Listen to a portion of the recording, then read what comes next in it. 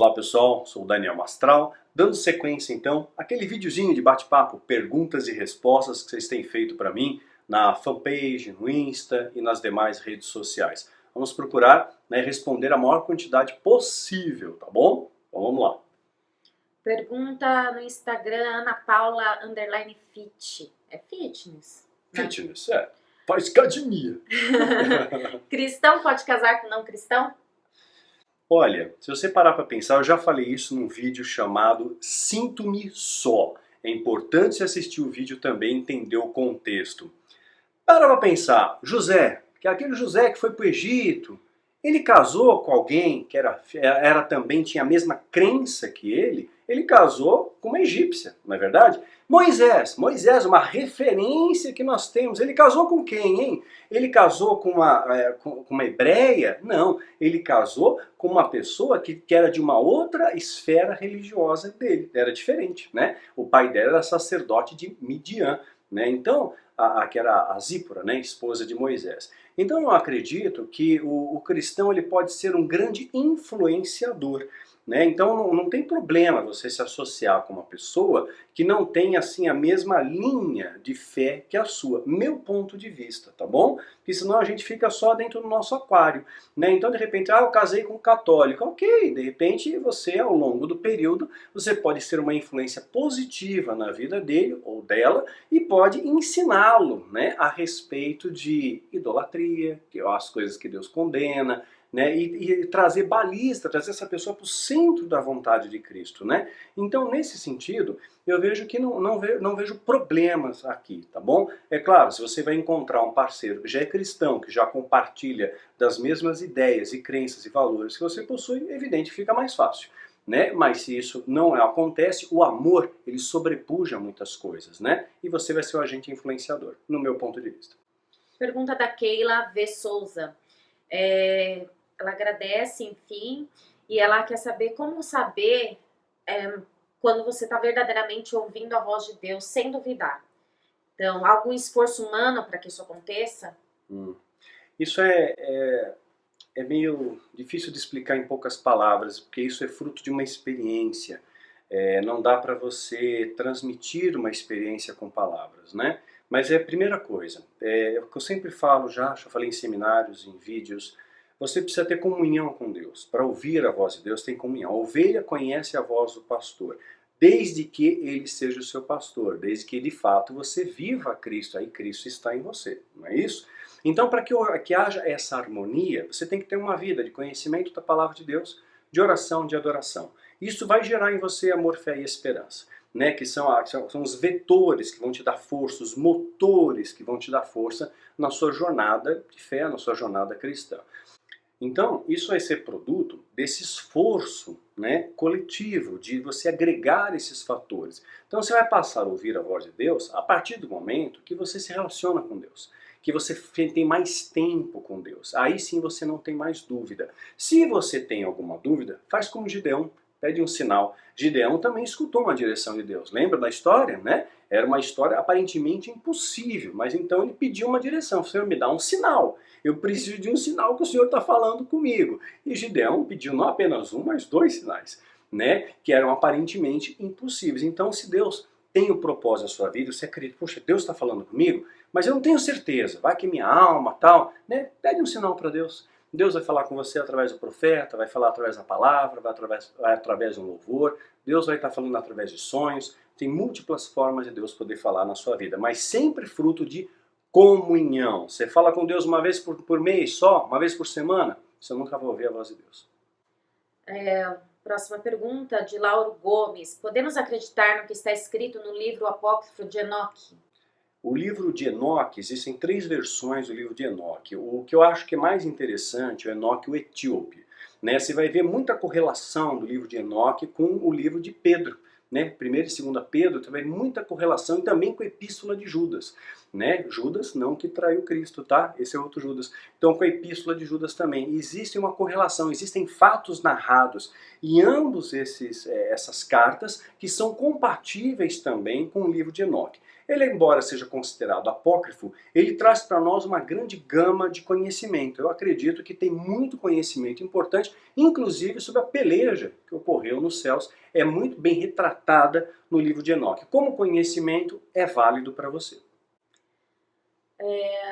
Outra pergunta de Marina Souza, 1985. Eu gostaria de saber se os santos, tipo Maria, Paulo, eles intercedem por nós aqui na Terra através de nossa oração. Jesus te abençoe. Nós não vemos fundamento, esteio na palavra para sustentar essa sua afirmação.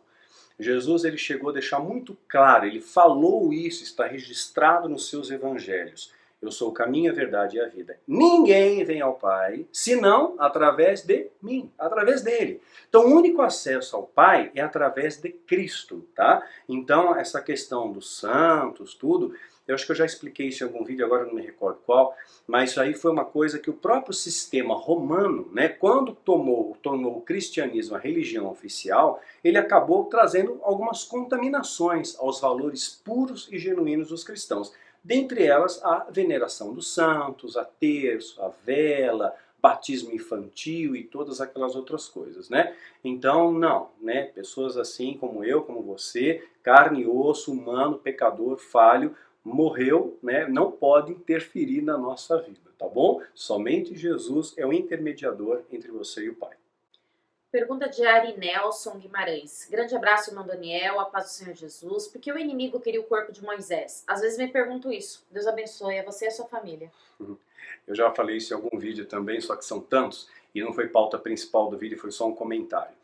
Eles estavam disputando o corpo de Moisés, porque Moisés era uma referência para aquele povo, e aquele povo tinha Moisés como um alvo. Então, para que ele não viesse a se tornar um objeto de adoração, adorassem os seus ossos, adorassem o seu túmulo, não é? Porque não foi isso que mais tarde o diabo acabou fazendo? Contaminando os valores do cristianismo e entrou na questão dos mártires, né, das relíquias, né? O catolicismo hoje tem as relíquias, onde se venera ossos de santos, dentadura de santo, de suposto santo, pessoas como eu, como você, mas que foram canonizadas santos.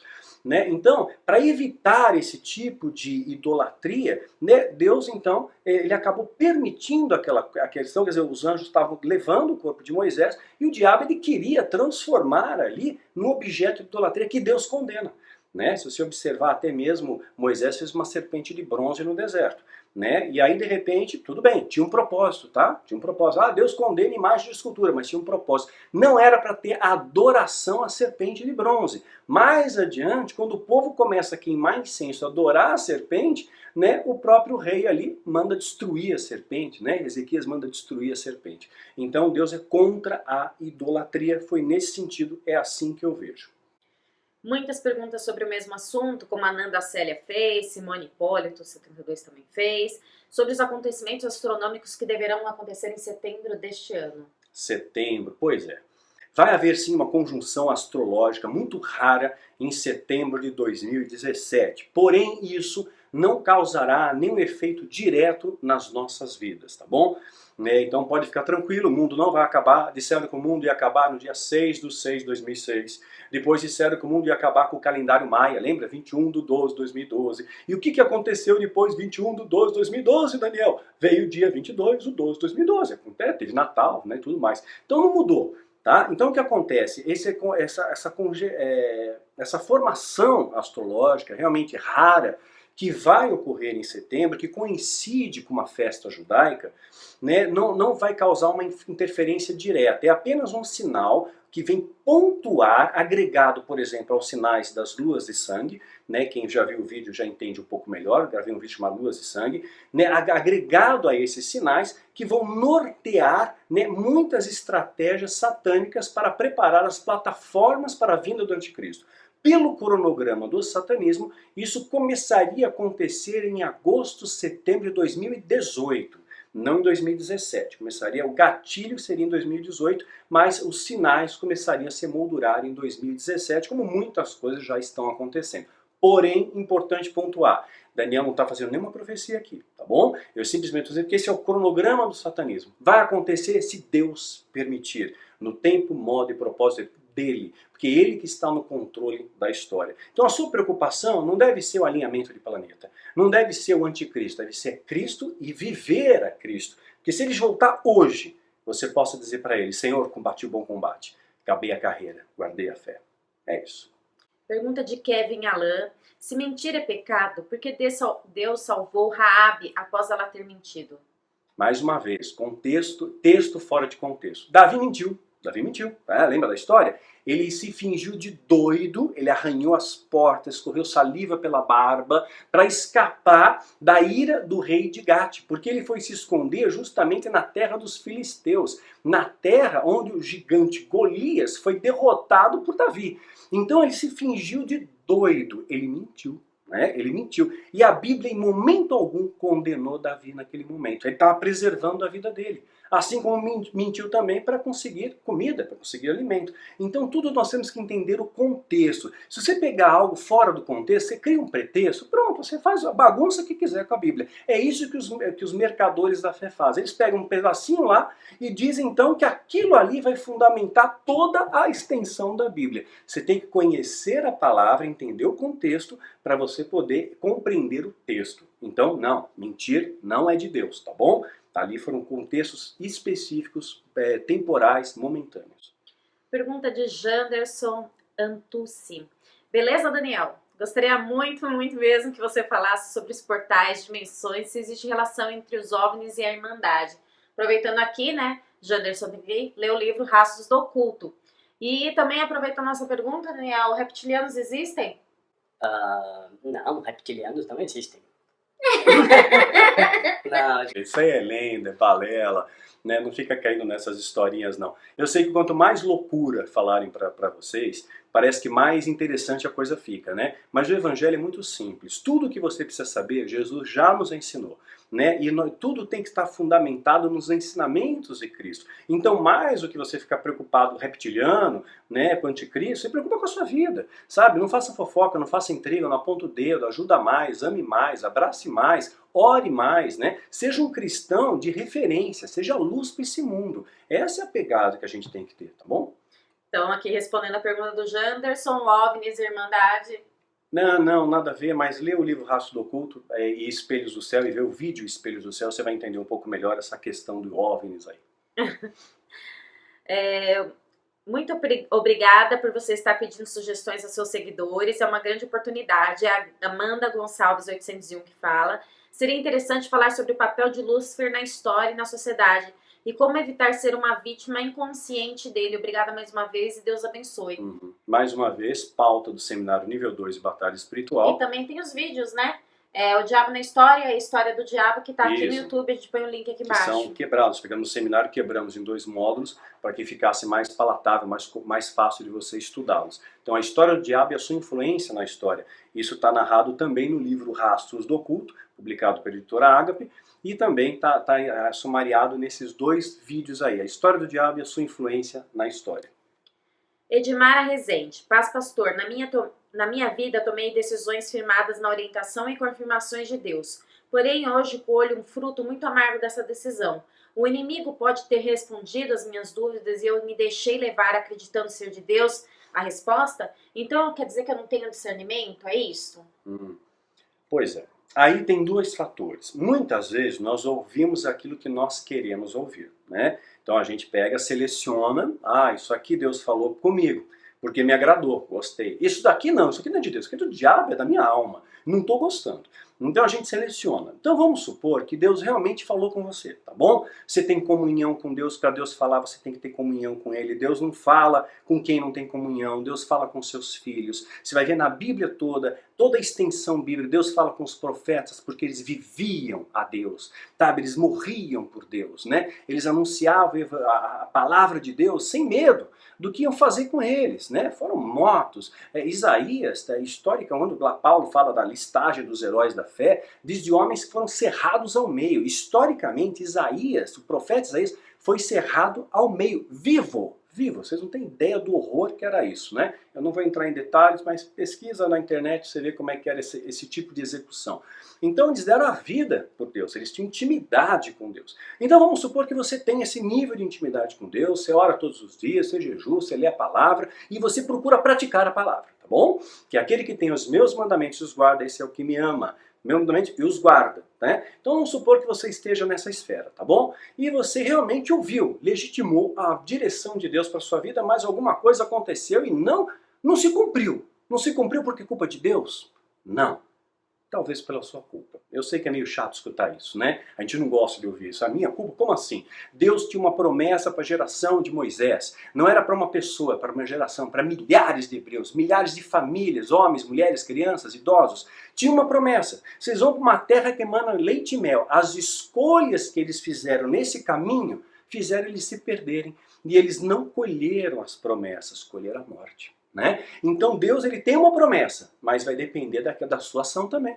A promessa de ressuscitar o Lázaro, mas a nossa parte é tirar a pedra. A promessa de encher a rede de peixe, mas joga a rede de novo. Se você não fizer a sua parte, meu irmão, minha irmã, isso é para todos, Deus não vai fazer a dele. Tem a nossa parte também, tem a nossa parcela também, porque senão seria simplista demais, né? Então é isso aí, a tua parte tem que ser feita também. Vamos fazer respostas mais curtas, né, Daniel? Tá. Gidália.design de sobrancelha. Ela vai fazer uma pergunta aqui, mas vou aproveitar. Daniel, o homem pode fazer sobrancelha? Você acha que o homem tem que se cuidar? Você acha que pode fazer? Olha, não quer?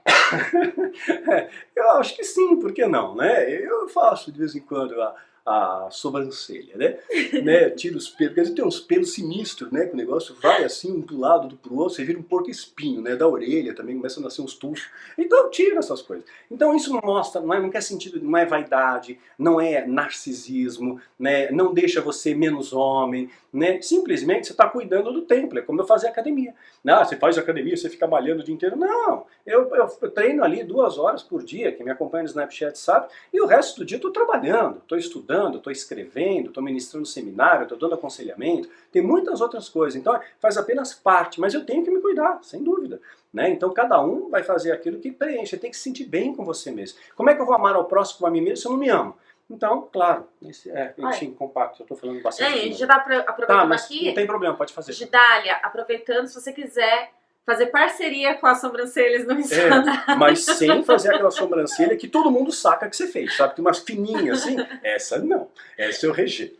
Aproveitando, desculpa, a gente vai responder a pergunta da Gidália, mas Daniel, você emagreceu, né? Teve pessoas perguntando até nos comentários do YouTube, falando, nossa, Daniel emagreceu demais, Daniel, fala a verdade, você tá doente? Não estou doente, muito ao contrário, nunca estive tão saudável em toda a minha vida. Realmente eu comecei a engordar demais, eu estava com 106 quilos, 30% de gordura corporal, então chegou um momento que o organismo deu um alarme, né? Comecei a ter uma série de problemas de saúde e eu quero ver meu filho crescer. Né? E eu então procurei um médico, Rogério Padovan, né? Aí eu, no começo, vou ser sincero, até se o Dr. Rogério estiver vendo, eu tenho que jogar real também, eu respeito demais ele como profissional e eu vejo hoje ele como um grande amigo, inclusive. Mas o meu primeiro olhar foi um olhar preconceituoso, como a gente é, né? Como nós somos, né? A gente coloca essas barreiras. Ah, ele foi Big Brother. Então, logo, ele não pode ser um bom profissional. Então, ele aproveita dessa mídia e não deve ser um bom profissional. Mas aí eu comecei a observar, né, os diplomas que ele tem, pesquisei na internet, atletas de alto rendimento procuram ele, eu procurei. Ele me deu um tratamento, né, claro, com suporte medicamentoso, com orientações, com atividade física, com dieta, tirei o pão da minha vida, não tem trigo na vida do Daniel. Eu sei que é difícil, né? Mas com perseverança é possível. E eu perdi bastante peso. Quer dizer, de 106, hoje eu estou com 82 quilos. Né? Aumentei 6 quilos de massa magra, né? Ou seja, de músculos. E hoje eu tenho apenas 10% de gordura corporal. Então isso transformou minha vida mais saudável, né? Então não é que emagreceu porque ficou doente, né? Mas no sentido de buscar saúde, né? Agora você faz parte do Team Padovan.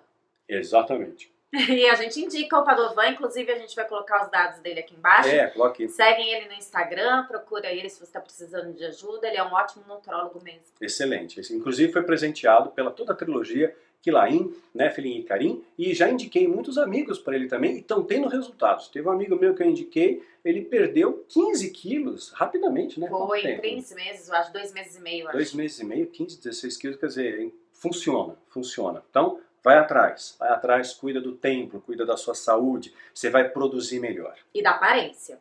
Vamos lá para a pergunta da Gidália, então. Existem pessoas escolhidas por Deus para ficar pós-arrebatamento? Tipo, a pessoa escolhida já sabendo que vai ficar para isso, mas também sendo uma livre escolha dela ficar ou não, para ajudar outras que ficarão perdidas e sem rumos aqui? Perdido e sem rumo não vai ficar. A Bíblia já diz que vai ter aqui, a palavra vai estar aqui, tá? A Bíblia vai continuar, vai ter vídeos do Daniel, provavelmente vão ficar por aqui ainda, né? Vão ter os 144 mil, né, que vão pregar também, vão ter as 2 testemunhas, ou seja, a palavra vai continuar sendo anunciada, tá bom? Então, quando houver o arrebatamento, eu creio que todos aqueles que estão buscando santidade, que estão em Cristo, Jesus deixou como promessa, não vos deixarei órfãos, eu volto para buscar vocês. Jesus deu uma promessa que ele vinha nos buscar, né, e vai nos poupar do dia da ira do Senhor, que são o derramar das taças, segunda metade da tribulação, a grande tribulação. Na primeira parte, o anticristo faz a festa. Na segunda parte, é a ira de Deus. Nesse momento, é bom você não estar por aqui. É melhor estar no céu. A Bianca Mira, qual a importância de fazer parte de uma igreja? Resposta curta, hein, Daniel? Vamos lá, tem muita pergunta aqui. Bem, isso vai muito de cada um. É importante você ter a comunhão de uma igreja, desde que essa igreja te faça bem. Porque às vezes você faz parte de uma igreja que tem inveja, que tem ciúme, que tem roubo, que tem mentira, aí vai te fazer mal. Aí vai te contaminar. Se você está numa igreja que te faz bem, que agrega valores para você, que te acolhe, que te ama, que vive e prega os valores de Cristo, permaneça. Se não, na boa, cai fora, procura um lugar onde realmente você possa adorar a Deus de todo o coração, de todo o espírito e toda a verdade.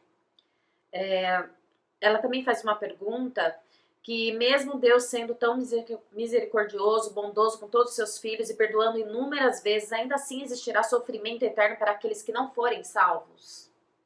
Pois é. Essa é uma outra pergunta que eu procurei responder de uma maneira mais romanceada na série Quilaim. Quilaim, Néfilim e Carim, esses 3 livros aí, se você ler até o final, você vai ter uma resposta para isso. Sugiro também a leitura para você, Fator Melquisedeque. Sugiro também a leitura de um livro chamado O Amor Vence, do Rob Bell. E sugiro que você assista um vídeo nosso chamado A Justiça do Amor. Agregando esse conhecimento, a resposta vai ser clara como a água. O amor de Deus é muito maior e mais profundo, né, do que você possa imaginar. Pergunta da Silvânia Garcias. Posso tomar a Santa Ceia sem ser membro de uma igreja? Sim, pode, sem dúvida nenhuma. A única condição é aceitar Jesus como seu Senhor e Salvador. Não tem que filiar ao clube, né? Eu vou sumariar aqui. Muitas pessoas estão perguntando a respeito do islamismo, ao crescimento das famílias islâmicas no mundo, a lei de imigração, se tem alguma relação com o anticristo. Enfim, a gente tem um vídeo sobre isso, né? Temos um vídeo sobre isso. Não lembro agora o nome, mas alguma coisa sobre o Estado Islâmico. Acho que é Estado Islâmico mesmo. Explicando a diferença do que é Estado Islâmico, esses extremistas, do que é realmente aqueles muçulmanos, né? E tem pessoas que acreditam que o anticristo vai ser um muçulmano. Não pode ser, porque a Bíblia diz que o anticristo vai ser aceito pelos judeus, né? E assim, os judeus e os muçulmanos não se dão lá muito bem, como vocês sabem, ao longo da história. Então não vai rolar isso, tá? Mas assim, a linha de pensamento, a forma religiosa dos muçulmanos, eu admiro bastante. Eu conheço muçulmanos e eles conhecem o Alcorão de cor. Sabe disso? Quantos crentes conhecem a Bíblia inteira? Muitos crentes nem leem a Bíblia.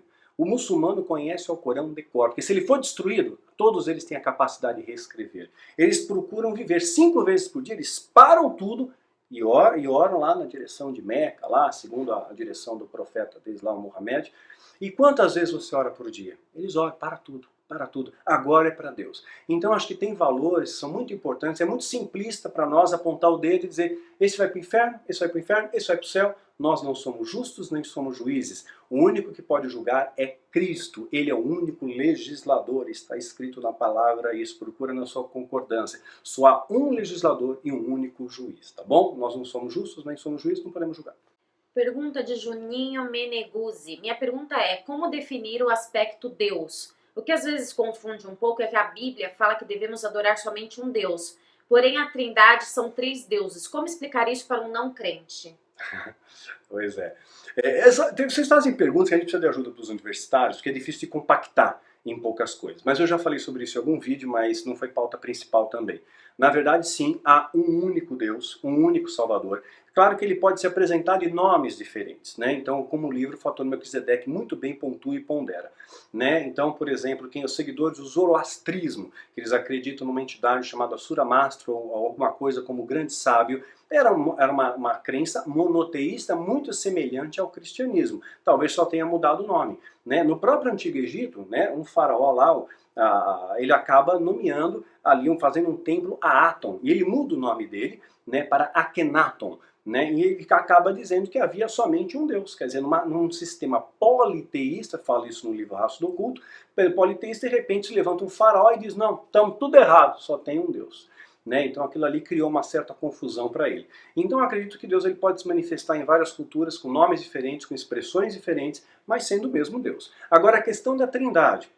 A questão da Trindade é Pai, Filho e Espírito Santo, mas compõe a mesma coisa. Eu gosto de usar o exemplo que é mais simples para a gente. Você pega um copo, põe água no copo, põe sal dentro do copo e mexe. Né? Tá tudo ali, o copo, a água e o sal. Né? É a mesma coisa, são 3 em 1. É assim a Trindade. Por isso que Jesus fala, eu e o Pai somos um só. Né? Então, essa é um dos mistérios da Trindade. Não dá para expandir mais, mas fica com essa questão do copo, a água e o sal, fica mais fácil para você entender, tá bom? Cris Milares. Caro Daniel, qual a sua opinião sobre pessoas que não frequentam a igreja ou não fazem parte de uma? Se você tem uma vida cristã, se você estuda a Bíblia, se você ora, se jejua, se você realmente procura aprender mais de Deus, lendo livros, além de ler a Bíblia, ler livros, né? Assistir vídeos, né? Que realmente falem, preguem a palavra de Deus, você está mantendo a chama da sua fé acesa. Eu conheço muitas pessoas que não suportam mais o sistema contaminado e, sinceramente, um livro Catedral das Sombras, a minha esposa deu um depoimento, a Isabela, e ela foi muito sincera nesse depoimento, onde ela disse que hoje, afastada desse sistema podre, ela está muito mais próxima de Deus. E eu posso dizer o mesmo, posso fazer minhas essas palavras também. Então, a questão de que te aproxima a Deus não é a igreja, não é necessariamente a religião, embora o termo quer dizer religar, né? Porque hoje o sistema está contaminado, né? Mas o que te religa a Deus é você olhar para Cristo e ter Ele como seu referencial e procurar viver esse referencial. Então eu acredito sim, tem muitos cristãos sem igreja, mas são mais cristãos do que muitos que frequentam a igreja. Né? Não está ligado a rótulos, né? Não está ligado a paredes. Nós somos o templo do Espírito. É isso. Ianuzi_AM. Daniel, você fala muito sobre o livro Paraíso Perdido.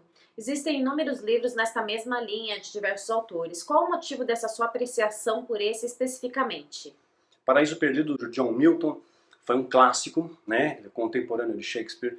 E por ser um clássico, ele chamou muito a minha atenção ao ler esse livro. Ele tem uma série de poemas e poesias bastante herméticas, bastante complicadas, mas que desvendam segredos muito profundos. Eu usei muitos desses elementos como base, né, de estudo para escrever o livro A História de Mitra. Então por isso que eu faço muita citação, eu fiquei fascinado por esse livro e acabei chegando no Paraíso Perdido lendo um outro livro chamado O Demonologista, que faz citação ao Paraíso Perdido. Aí eu já tinha em casa, não tinha lido inteiro, bati o olho lá e realmente foi engrandecedor para mim se você conseguir enxergar através da letra. Mas é claro, existem muitos vetores paralelos ali que pegam carona. Né? Você faz um livro de sucesso, tem um monte de livro paralelo para tentar imitar. Né? Isso é normal, isso acontece. Edmara Rezende. Daniel, cristão pode frequentar festa de peão boiadeiro? Já vamos colocar aqui todas as festas de peão, de vacada. Festa junina. Festa junina, festa do boi bumbá, festa santa, enfim. Pois é. O que nós estamos fazendo hoje? Paul Washer pontua muito bem que hoje a igreja usa de estratégias carnais para atrair crentes carnais. Dentro da igreja tem a festa junina gospel, tem Cosme e Damião gospel, né? Tem a balada gospel, tem tudo gospel, só falta ter o inferno gospel. Então nós hoje mudamos a embalagem, melhor dizendo, mas temos o mesmo produto trazendo para dentro das igrejas. Quando você traz para dentro da igreja, do meu ponto de vista, você está contaminando um local que é para ser de adoração. Foi o que Jesus falou, a minha casa do meu pai é para ser uma casa de adoração, não é casa de balada, não é casa de bagunça, não é casa de paquera, é adoração, não é casa para comércio, né? Então, adoração, é assim que eu vejo. É um local sagrado, um local que você vai aprender, vai reverenciar a Deus. Agora, o crente pode, numa quermesse, por exemplo, numa festa junina, eu particularmente não vejo problema nisso. Meu filho, quando criança, dançou quadrilha na escola. E daí? Ele não virou, nenhum demônio influenciou a vida dele, continuou sendo quem ele era. Porque ele se torna um agente influenciador. Você não se influencia. Eu vou numa festa, por exemplo, festa junina perto da minha casa, eu vou lá para comer o pé de moleque, vou lá para comer um churrasquinho, qual o problema? Né? E agora, é claro, eu não vou me embriagar, eu não vou entrar naquilo que muitas pessoas estão fazendo, não vou usar droga, né? Então, vai muito da sua postura. Jesus estava numa festa de casamento, né? Lembrar disso, Jesus está numa festa. Então, Deus não é contra você estar em celebrações, né? É contra você, muitas vezes, participar de ações dentro dessas celebrações que são contrárias aos valores de Deus. Agora, quando você está ali e se coloca como homem de Deus, como uma mulher de Deus, tranquilo. É claro que você não pode pegar os extremos. Ah, então eu posso ir no prostíbulo. Eu vou lá e fico santo lá e fico só olhando. Não. Evangelizar no prostíbulo. É, evangelizar no prostíbulo. Tem gente que tem essa missão, né? Misericórdia. Isso não é missão não, tá? Isso é isso tem outro nome. É melhor não nominar. Ai, ai. Teve aquela de evangelizar na fila da Disney, né? Teve uma igreja em São Paulo e estava arrecadando fundos para alguns pastores irem para a Disney na época de alta temporada. Eles iam pregar o evangelho nas filas da Disney, porque ali eles teriam pelo menos meia hora, 40 minutos para evangelizar. Detalhe, ninguém sabia inglês. Como é que eles iam evangelizar? Era só um pretexto para usar o chapéu do Mickey lá e conversar, tirar uma foto com o Pateta. Quer dizer, então a gente começa a distorcer valores. Até é importante aproveitar, quando a gente fala de distorcer valores e de pegar carona aqui e acolá, mas depois se achar que não vale, aí te edita isso. Mas eu acho que vale a pena pontuar.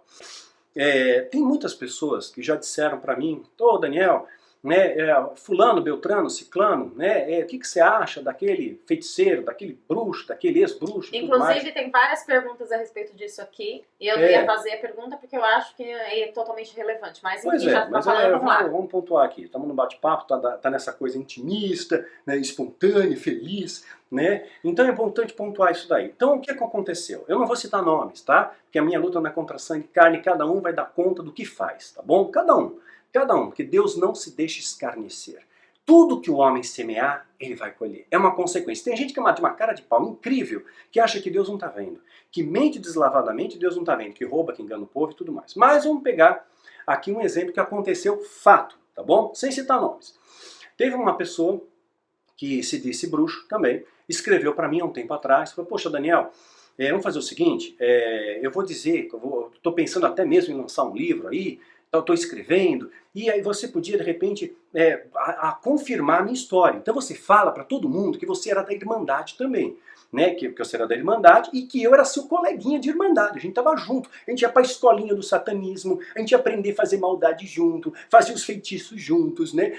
Então a gente estava lá, né, na escolinha do Satã. Conta para todo mundo, valida. E quando alguém te perguntar, você fala, sim, fulano, meu chapa, ele estava lá comigo na seita, sim. E vice-versa. Eu também vou dizer para todo mundo que você, Daniel, estava lá. Assim eu te dou cobertura e você me dá cobertura. Eu te ajudo e você me ajuda. Só que eu não preciso disso, isso é uma propaganda, gente, mentirosa, tosca, pífia, irreal, né? Eu tenho asco desse tipo de coisa. Aí, evidentemente, essa pessoa recebeu um longo e sonoro não. Não vou pactuar com você, porque eu não sei quem você é, você não esteve na Irmandade, você nunca foi bruxo na sua vida, né? Depois eu até vi pela narrativa dele, não, nunca foi. Porque tem muitas pessoas que leem livros de bruxaria e acham que é bruxo. Né, como se o diabo fosse tão burro a ponto de publicar, né, os seus segredos em livros que você pode encontrar em livraria. Né? Ele vai publicar coisas ali que vão te desviar a sua atenção. Mas aquilo que realmente é a espinha dorsal do satanismo, da alta magia, é reservado, né, é uma seita secreta. Não é isso? Por isso que você não sabe.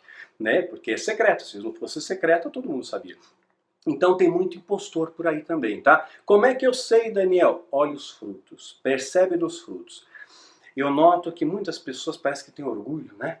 Quando você vê orgulho, quando você vê soberba, quando você vê inveja, quando você vê a interpretação de papéis, que Deus te dê discernimento, que você conheça, saiba reconhecer os lobos em pele de ovelhas e os profissionais da fé. E tá cheio disso aí. É isso. Tem uma pergunta aqui vamos ver, Kainan Araújo. Não sei se é assim, tá? É o login. Como você se lembra de tantos detalhes do seu passado para ter escrito os livros? Principalmente o Filho do Fogo, que contam sua infância e iniciação do ocultismo com tantos detalhes. Suas primeiras conversas com Marlon, entre outras coisas. Legal. Veja bem, tudo que você vivencia, o seu cérebro registra. É natural que com o passar do tempo você esqueça de algumas situações, né? Ou você lembre elas, você tenha uma lembrança parcial delas.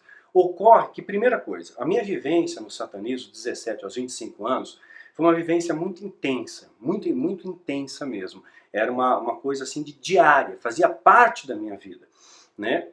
Primeiro ponto é esse. Depois, esse livro, Filho do Fogo, não foi escrito rapidamente. Né? Ele foi escrito em 4 anos. Foram 4 anos para escrever o livro. E na época, veja bem, sou convertido, sou uma página em branco. Alguém disse para mim que eu precisava de libertação. Então haviam sessões de libertação, e nessas sessões de libertação me fazia uma série de perguntas e aquilo ali remetia a lembranças. E eu contava aquilo com mais detalhes. Isso foi gravado e serviu de base, de matéria-prima para escrever Filho do Fogo. Minha própria esposa, Isabela, perguntava muitas coisas para mim. Coisas às vezes que o homem não pensa, sabe? Você vai contar um local, é assim, assim, assado, dá mais detalhe. O que você sentiu? Qual era o cheiro? Né? Que mais te chamou a atenção? Então aquilo ali foi construindo, melhor dizendo, reconstruindo aquela história na minha memória e fui capaz, claro, pela capacitação de Deus, do Espírito Santo, de transportar aquelas informações para o livro Filho do Fogo. Vale ressaltar um detalhe, acho que eu já falei isso em algum vídeo também, nessas sessões de libertação, hoje eu vejo, Deus ele pode usar? Pode, é a multiforme graça de Deus, não podemos engessar a Deus, tá bom? Deus pode usar? Pode, mas a regra é João 8,36, se o Filho vos libertar, verdadeiramente sereis livres. Essa é a questão fundamental, porque muitas dessas sessões tinham pessoas curiosas no meio, né, só para saber como é que era. E aí eu percebi aquilo, em alguns casos, eu já falei isso aí em vídeo, eu mentia. E as pessoas engoliam aquela mentira, quer dizer, cadê o discernimento? Aí eu comecei a tripudiar, falar para, na época, noiva, né, Isabela, ô Isabela, o cara lá não tem discernimento nenhum, porque eu falei uma groselha que nunca aconteceu, ele confirmou. Né? Só que tinham 2 pessoas cheias do Espírito Santo. Se eu falasse alguma coisa que não era correspondente à realidade, essa pessoa me parava, Daniel, você não está falando a verdade. Olha, você deve ter sonhado, te deram alucinógeno, alguma coisa aconteceu. Você sabe como é que foi? Foi assim, assim, assim, arrepiava. Né? Aí eu percebi que tem pessoas que realmente têm intimidade com Deus. E eu quis ter essa intimidade. Eu quis conhecer aquele homem que até os ventos e o mar obedecem. Eu quis conhecer aquele homem que transformou a vida de Paulo e que ele pôde dizer, nada vai me separar do amor de Cristo. Não vai ser pobreza, não vai ser nudez, não vai ser perseguições, não vai ser abismo, não vai ser passar fome, nada vai me separar do amor de Deus.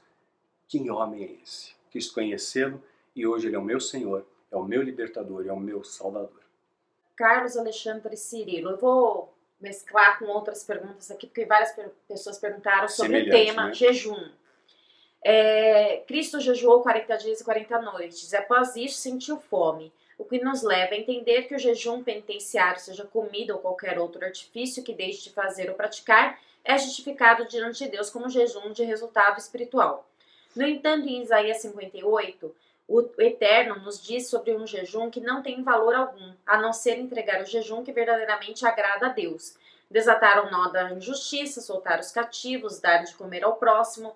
Um pastor me disse que essa passagem de Isaías 58 devemos levar no contexto e não no literal, porque o jejum verdadeiro, segundo ele, é o de deixar de comer ou fazer algo que você mais gosta.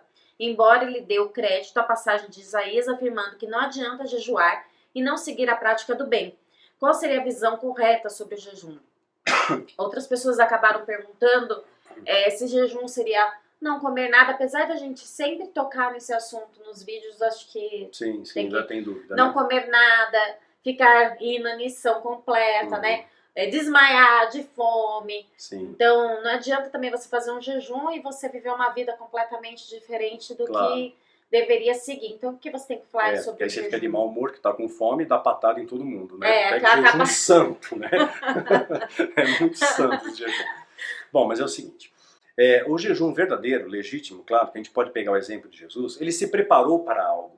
Ele estava se preparando para uma vida ministerial, para tudo aquilo que ele ia enfrentar. Então ele jejuou 40 dias, sim, teve fome. Veja bem, ele não comeu nada, não quer dizer que ele não bebeu, tá? Então no jejum de 40 dias, eu fiz 2 vezes esse jejum de 40 dias com a minha esposa, por uma direção de Deus, em momentos muito pontuais e específicos, estão narradas, acho que em Guerreiros da Luz e Voz Firma no Deserto. E nós realmente não comemos nada, mas bebemos, porque se você ficar sem hidratação, você morre. Né? Só tem 2 jejuns na Bíblia que você vai ver que não comeu e não bebeu, mas são casos muito pontuais. Elias e Moisés, só. Fora isso, até o próprio Jesus certamente bebeu, dizendo que ele não comeu. Então, tomávamos suco, iogurte, você tem que se nutrir, porque senão você vai cair sua imunidade, você vai ficar doente.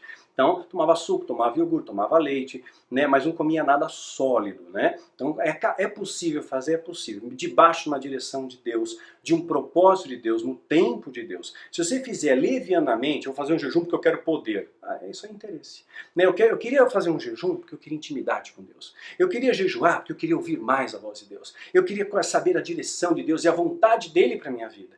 Eu queria que ele fosse exaltado através da minha vida. E quando o jejum ele é interesseiro, ele não funciona, sem dúvida não funciona. Simplesmente você fez uma dieta, né? Não é jejum, você fez dieta.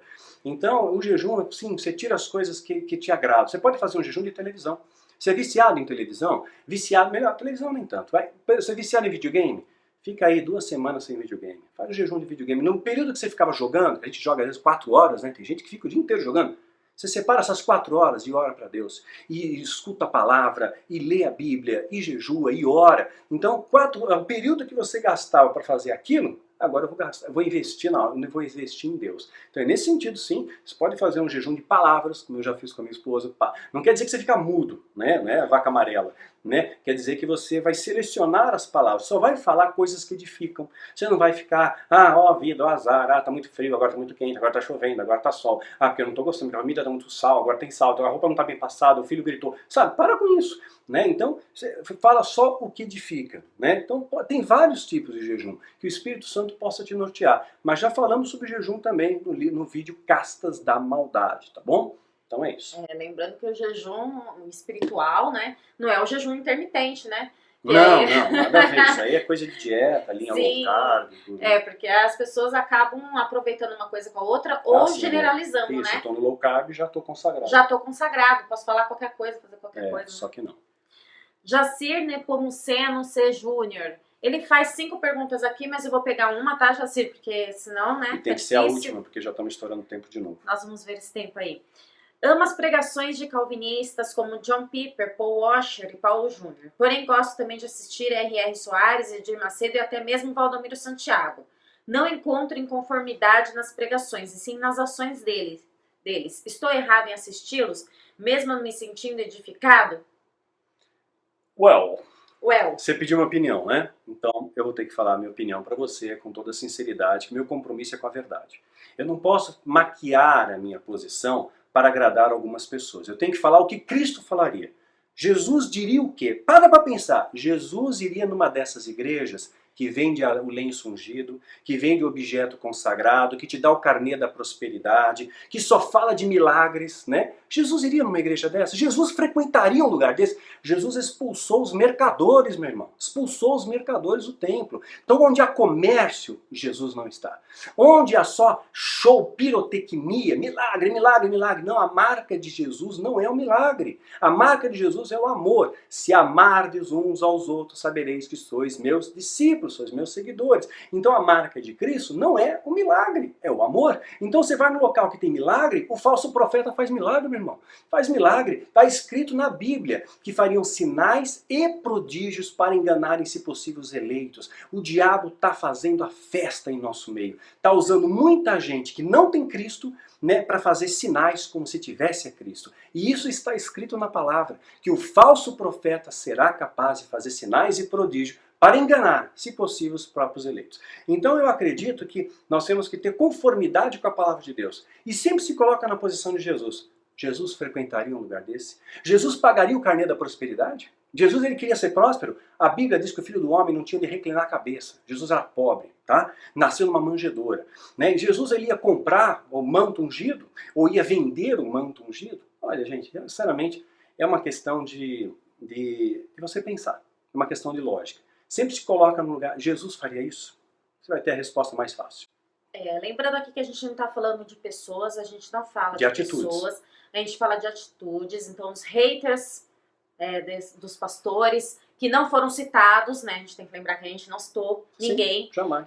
A gente também tem que ver aqui não só as ações deles, mas às vezes eles modificam a palavra em prol, né, de manipular aquilo que eles querem. Sim, adapta, então, e adaptam isso para vender, né? E aí o que a gente tem que fazer, né? Ouvir as pessoas que estão pregando a palavra corretamente ou não pregando a palavra, que vão edificar e mudar alguma coisa na minha vida, ou eles estão usando a palavra de forma errada porque sabem que você não sabe, né? Claro, estão vendendo um produto para você. Né? Manipula a palavra e fala assim, ele não sabe do que eu tô falando porque ele tem consciência de que você não sabe a Bíblia. Claro, porque ele nunca te ensinou. Porque, na verdade, eles manipulam a Bíblia porque eles sabem a Bíblia, né? E eles sabem aonde fazer a manipulação. Até o diabo sabe. Né? Lembra quando o diabo chegou para Jesus e diz, olha, se prostrado me adorares, eu darei a você o quê? Os reinos, darei dinheiro, darei prosperidade. Ele queria adoração e ofereceu prosperidade para Jesus. E Jesus sempre diz, está escrito, está escrito. O que o diabo ele fala? Jesus, está escrito. Se atira aqui, ó, desse penhasco, do alto do pináculo, que o Deus vai dar ordem aos teus anjos para te guardarem. Está escrito. Fora de contexto. Então nem sempre, até o diabo fala que está escrito. Então o falso profeta vai dizer, está escrito. Mas às vezes pega um contexto diferente para te enganar. Seja prudente. Sempre pense o que Jesus faria, tá? É mais fácil para nortear a sua vida. Ok, a gente vai terminando por aqui. Quem sabe a gente grava... Vamos tentar gravar mais vídeos a parte respeito 3. desses... parte 3, parte 4, Não, mas parte tem 5. muito, vai dar vídeo pra caramba, gente. Você vai ficar cansado de mim. Não, mas aí a gente vai postando no decorrer do tempo, né? Aí vai respondendo vocês aqui, tá bom? Muito obrigada por quem perguntou até então. Tá. Obrigado, gente. Desculpa se não deu para responder a todos, mas é muita gente, realmente me surpreendeu a quantidade de perguntas. Mas se você parar para pensar, né, qual é o escritor ou pastor que abre, de repente, um momento da sua vida para tirar esses esclarecimentos. Acho que são poucas pessoas que se dispõem a isso. Isso não traz mérito para o Daniel, quero deixar muito claro. A honra é dele, Daniel é vaso, Daniel é instrumento apenas. Mas eu quero deixar claro que eu estou procurando fazer um esforço para fazer o meu melhor. E que se você hoje eu posso fazer minhas as palavras de Paulo. Sejam meus imitadores como eu sou de Cristo. Que vocês possam olhar na minha vida um exemplo para guiar a vocês. Né? Um exemplo que procura seguir a Cristo, que erra, que falha, que é pecador, que tem um monte de defeito, mas procura acertar. Né? Então que você tenha esse caminhar na terra como um cidadão dos céus. E procure referências ao seu redor. Né? Procura referências positivas, que exalam o perfume do amor e que vivam esse amor. Né? E que dediquem ao povo de Deus aquilo que eles merecem. Não considere o povo de Deus como apenas números, uma folha de contabilidade, entrada, saída, receita, despesa, ação, reação. Então que você não seja apenas um número, você é mais do que vencedor, você é uma ovelha preciosa. Que Deus te abençoe e te guarde.